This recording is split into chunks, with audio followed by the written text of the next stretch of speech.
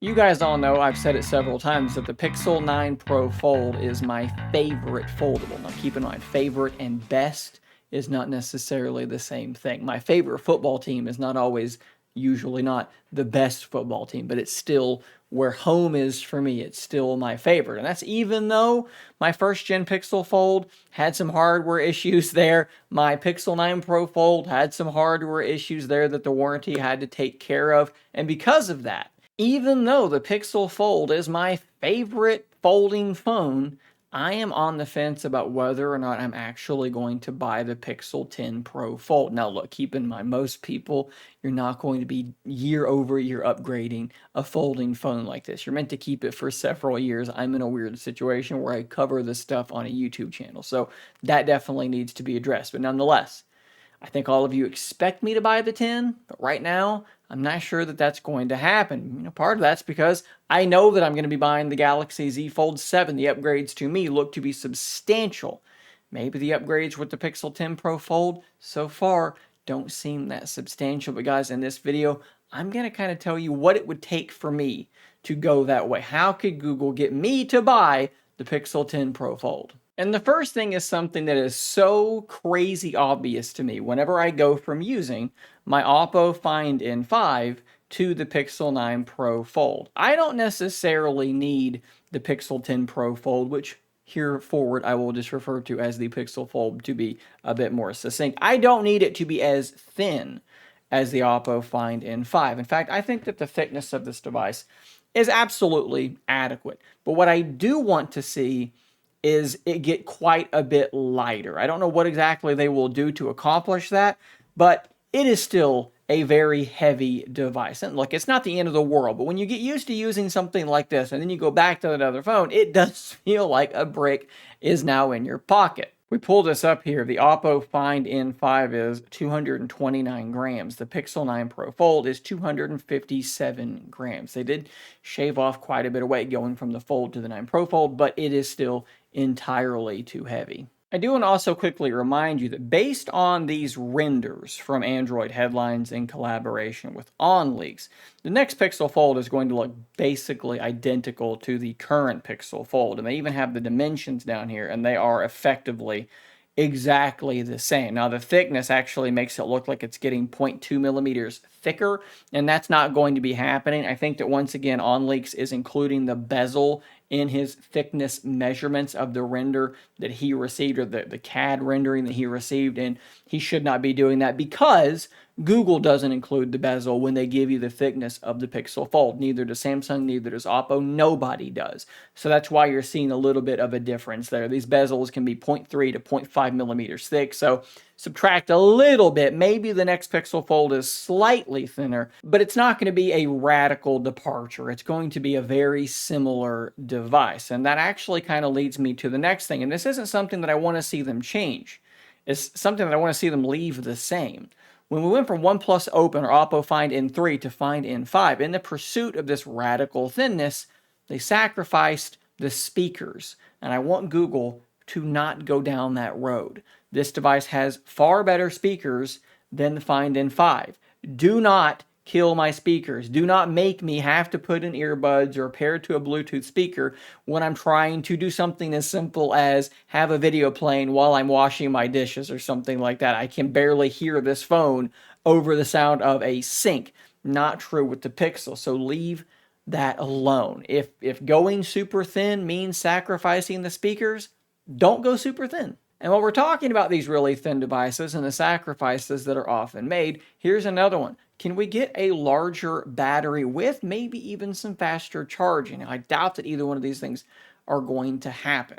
But let's be honest, the Pixel 9 Pro Fold is a device that gets me through the day, but just, okay? It's a device that maybe I'm going to get 5-6 hours of screen on time. With the Find N5, it's closer to 6 or 7 hours of screen on time. And then when I do need to top it off, 80-watt wired charging is absolutely wild. Look, I'm not going to get that from Google, okay? Neither one of these things. A 5600 milliamp hour battery, not going to happen. Silicon carbon, not going to happen. But can we bump up the battery capacity just a little bit? Can we speed up that charging just a little bit? Maybe with the Tensor G5, it'll be more efficient, and that will just kind of prolong the battery life based off of just the efficiency alone. Maybe it will be in part of, being more efficient is less heat production. Maybe it can dissipate heat a little bit better, and because of that, it can charge a little bit faster. Those are definitely things I would love to see. Right now, when it comes to the camera hardware, it doesn't look like anything too crazy is going to be happening. They're going to be swapping out the primary sensor IMX787 for the new Samsung G8. It's the same sensor that's in the Pixel 9a, and it seems like it's doing absolutely fine. The telephoto sensor, like every other sensor on this phone, is going to be aided pretty heavily by Google's photo and video processing. This thing punches way above its weight class. The hardware is not impressive, but yet the actual photos and videos look pretty darn good. One thing I would love to see Google do, though, is overhaul their macro mode. Currently, when you get the phone very close to something and it switches to the macro mode, it uses that ultra-wide camera. I would love to have an option for a telephoto macro. That has quickly become maybe my favorite feature of the Oppo Find N5. I adore taking these macro photos, and I would love to be able to do something similar with my next Pixel Fold. We have now had Google straight up acknowledge that they are building a desktop mode for these Android and, of course, Pixel devices. Here is a Pixel Fold plugged into an external monitor, and it's now powering a full desktop user interface. You can have your phone doing one thing and this other interface with a mouse and keyboard doing something else, and that's very, very cool. We're finally going to have something like Dex or like Ready for Xiaomi. Everybody kind of has made their own thing, but finally we're going to have an official version of this, and I'm very excited to see it happen. We've also heard rumors about something that they're building for the Pixel 10 called Pixel Sense, and this is a very interesting subset of features. I'm not going to go through all of this, but basically, it is going to be this on-device AI that's going to access all kinds of different official Google apps, like you can see listed here: Photos, Keep, Gmail, YouTube, Calendar, on and on and on. And it's going to apparently try to give you information before you think that you even need it, rather than these AI things being a butler that you can ask a question to and have them then do the task. This is going to try to get out front and do things before you even ask for it. Something very similar to, if you remember from back in the day, Google Now. Things are definitely still vague, but here's a little snippet from this Android Authority article. Personal predictive suggestions. Takes notes to suggest personal data like places, products, and names right when you need them. Complete tasks faster. Learns how you use your phone to help you complete tasks and routines faster. And then adapting to your interests. It learns which topics are more important to you to keep evolving with you. And again, it's all going to be processed using probably Gemini Nano on your device. Now, of course, one big monkey wrench you can throw into that is that a lot of these software features do come to the older devices, right? Like I just showed you that Material 3 Expressive is already here on my Pixel 9 Pro Fold. So why would I need to buy a new Pixel Fold in order to get that feature? And the same thing will be true with that desktop mode. They literally showed the current Pixel Fold being able to do that in their imagery. So it's not something that you theoretically should need to be buying the new phone to get. But there will be some exclusive features that maybe will be exclusive to the new Pixel Fold for a year, maybe 18 months, something like that. And if Google does bring out something, maybe Pixel Sense is just amazing, and maybe they say, hey, it's going to be exclusive to these phones for a while. Maybe they say it'll come to older phones sometime in the future. Maybe that's enough to pull me over. And I don't think I'm going to be getting all of the things that I just mentioned. In fact, several of these things I really don't think are going to happen. The battery stuff, definitely not going to happen. The tele macro, probably not going to happen. But if you get a smattering of these things, right, it's more efficient, so it lasts a bit longer, stays a bit cooler, it's lighter, Pixel Sense looks really, really cool.